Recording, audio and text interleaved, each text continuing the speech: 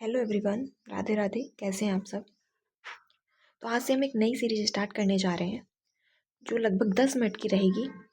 और इसमें ऐसे टॉपिक को कवर कराया जाएगा जिससे आपका स्कोर बढ़े। और यहाँ से ये इसमें सिर्फ वही टॉपिक कराए जाएंगे जिनसे 100% चांस है एक क्वेश्चन पक्का आएगा।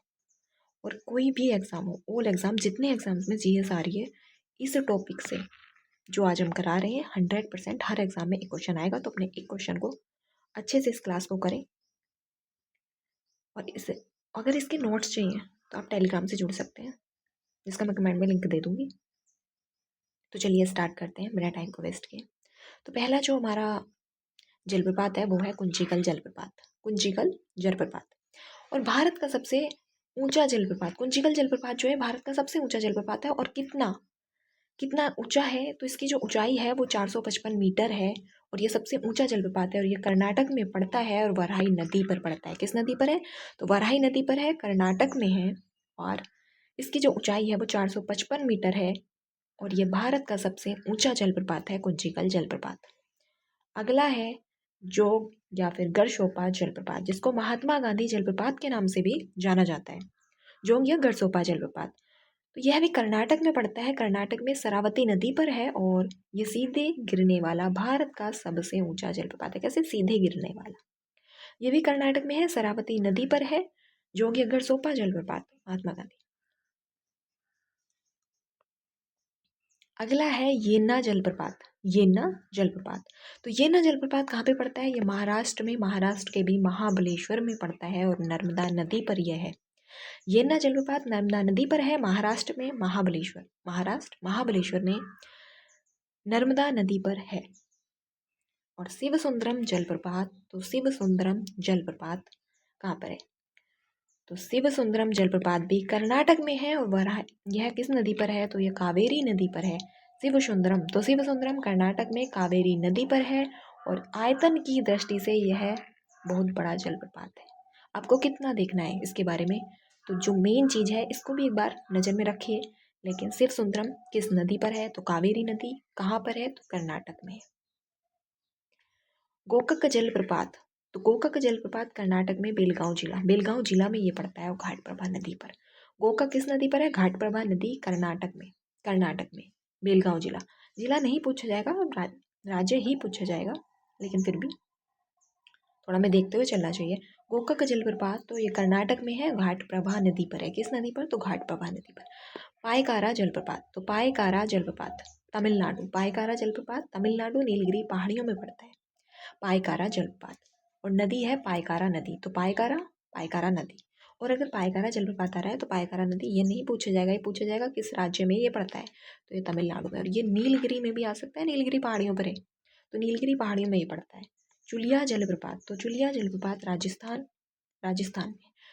चुलिया जलप्रपात राजस्थान के चित्तौड़गढ़ में पड़ता है और ये चंबल नदी पर है, चुलिया जलप्रपात। और ये बहुत ज़्यादा इम्पोर्टेंट है, कई बार एग्जाम में आया हुआ है। और इस सीरीज़ को सारे एग्ज़ाम का एनालिसिस करने के बाद, बहुत अच्छे से देखने के बाद, हर एग्ज़ाम में कैसे आ रहे हैं, कैसे क्वेश्चन पूछे जा रहे हैं, तभी बनाया गया। और ये आपके लिए बहुत ज़्यादा इंपॉर्टेंट होने वाली है। अगला है पुनासा जलप्रपात, तो पुनासा जलप्रपात जो है ये पड़ता है राजस्थान में, चंबल नदी पर। किस नदी पर? तो पुनासा जलप्रपात जो है चंबल नदी पर है और राजस्थान में है पुनासा जलप्रपात। मंदार जलप्रपात, तो मंदार जलप्रपात ये मध्य प्रदेश में पड़ता है। मंदार जलप्रपात मध्य प्रदेश में पड़ता है। नर्मदा ये नदी पर है। मंदार जलप्रपात नर्मदा नदी पर है, मध्य प्रदेश में है। धुआंधार जलप्रपात, तो धुआंधार जलप्रपात मध्य प्रदेश के जबलपुर में, मध्य प्रदेश में है धुआंधार जलप्रपात। नर्मदा नदी पर है और ये संगमरमर के पत्थरों के लिए प्रसिद्ध है। ये बात भी इम्पोर्टेंट है, तो अच्छे से देख लेना। अगर कुछ डिटेल में पूछा जाएगा, आप यूपीएसआई या फिर होमगार्ड या कांस्टेबल, इनमें तो ये नहीं पूछा जाएगा, लेकिन अगर आरओ पीसीएस की बात आती है या पीसीएस की या फिर आरओ की, तो ये पूछा जाएगा। अगला है हुंड्रू जलप्रपात। हुंड्रू जलप्रपात झारखंड रांची में पड़ता है। हुंड्रू जलप्रपात झारखंड रांची, और यह स्वर्ण रेखा नदी पर। कहाँ पर है? तो ये स्वर्ण रेखा नदी पर है। हुंड्रू जलप्रपात स्वर्ण रेखा नदी झारखंड रांची में ये पड़ता है। चित्रकूट जलप्रपात, तो चित्रकूट जलप्रपात छत्तीसगढ़, चित्रकूट जलप्रपात छत्तीसगढ़ में, इंद्रावती नदी। चित्रकूट जलप्रपात छत्तीसगढ़ इंद्रावती नदी, और इसे भारत का नियाग्रा भी कहा जाता है, और ये बहुत ज़्यादा इम्पोर्टेंट है। छत्तीसगढ़ इंद्रावती नदी और भारत का नियाग्रा जलप्रपात कहा जाता है किसे? चित्रकूट जलप्रपात को। तो चित्रकूट जलप्रपात को। दूधसागर जलप्रपात, तो दूधसागर जलप्रपात कहाँ पे है? तो ये गोवा और कर्नाटक की सीमा पर है। दूधसागर जलप्रपात गोवा और कर्नाटक की सीमा पर है और मांडवी नदी पर है। कहाँ पर? मांडवी नदी। दूधसागर जलप्रपात गोवा और कर्नाटक की सीमा पर मांडवी नदी पर है। बरकाना जलप्रपात, तो बरकाना जलप्रपात ये कर्नाटक में है। बरकाना जलप्रपात, और ये सीता नदी पर है। किस नदी पर? तो बरकाना जलप्रपात कर्नाटक में सीता नदी पर है। किस नदी पर? सीता नदी पर। एलिफेंटा जलप्रपात, तो एलिफेंटा जलप्रपात ये मेघालय के शिलांग में पड़ता है। कहाँ पे है ये? तो एलिफेंटा जलप्रपात मेघालय शिलांग, और ये पर्यटकों के लिए बहुत लोकप्रिय है। एलिफेंटा जलप्रपात पर्यटकों के लिए बहुत लोकप्रिय है, और ये मेघालय शिलांग में है। कपिलधारा जलप्रपात, तो कपिलधारा जलप्रपात मध्य प्रदेश अमरकंटक नर्मदा नदी।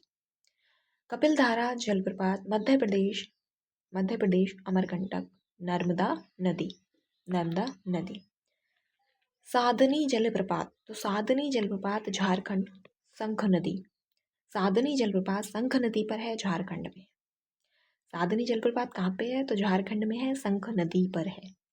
लोध या बूढ़ा घाक जलप्रपात, तो लोध या बूढ़ा घाक जलप्रपात, तो ये झारखंड में लातेहार में, झारखंड लातेहार में पड़ता है, बूढ़ा नदी पर। किस नदी पर? तो बूढ़ा नदी पर। और ये झारखंड का सबसे ऊंचा जलप्रपात है। झारखंड का सबसे ऊंचा जलप्रपात है। दसम जलप्रपात, तो दसम जलप्रपात ये झारखंड राज्य में कांची नदी पर है। दसम जलप्रपात झारखंड रांची में है, कांची नदी पर। दसम जलप्रपात कांची नदी झारखंड में। जोहन्ना जलप्रपात या गौतम धारा जलप्रपात के नाम से भी इसको जाना जाता है। तो जोहन्ना जलप्रपात या फिर गौतम धारा जलप्रपात, तो ये झारखंड राज्य में पड़ता है, और किस नदी पर? तो राढ़ू नदी पर ये पड़ता है। मान्यता है कि ये गौतम बुद्ध ने स्नान किया था। इसका नाम इसलिए गौतम धारा प्रपात पड़ा है क्योंकि यहाँ पे गौतम बुद्ध ने स्नान किया था। ये मान्यता है, ये माना जाता है। तो ये हमारे हो गए 20 इम्पोर्टेंट जलप्रपात। क्या है? 20 जलप्रपात जो हमारे कंप्लीट होगा। यहाँ से आपको एक क्वेश्चन 100% हर एग्जाम में देखने को मिलेगा, हर एग्जाम में और हर शिफ्ट में, जितने भी एग्जाम्स आगे आने वाले हैं। तो अपनी तैयारी को अच्छे से करिए, बार बार इधर से उधर भागिए मत, एक जगह पे भरोसा करिए और वहीं से अच्छे से अपनी तैयारी को करिए, अच्छे से मॉक लगाइए। और नर्मदा नदी पर कौन कौन से जलप्रपात हैं? तो धुआंधार, कपिलधारा, मंदार और दुग्धधारा जलप्रपात। ये किस पर पड़ते हैं? तो नर्मदा नदी पर पड़ते हैं, और ये है एक इम्पोर्टेंट फैक्ट। तो अपनी तैयारी को अच्छे से करते रहिए, और अगर ये क्लास पसंद आ रही हो तो प्लीज़ चैनल को सब्सक्राइब कर लीजिए, ना आ रही हो तो मत करिए। मैं ये नहीं कहूँगी कि कर लीजिए, क्योंकि अगर मेरा कंटेंट आपको अच्छा लग रहा है तो ही करिए। आप पढ़ने के लिए तैयार हैं तो करिए। और अगर इसकी PDF चाहिए तो मैंने पहले ही बता दिया, टेलीग्राम पे मिलेगी। अगर कोई डाउट है तो कमेंट करके पूछिए। और कैसी लगी क्लास? अगर आप यहाँ तक देख रहे हैं, कंप्लीट देख रहे हैं, तो ज़रूर बताएं कमेंट में कि कैसी लगी।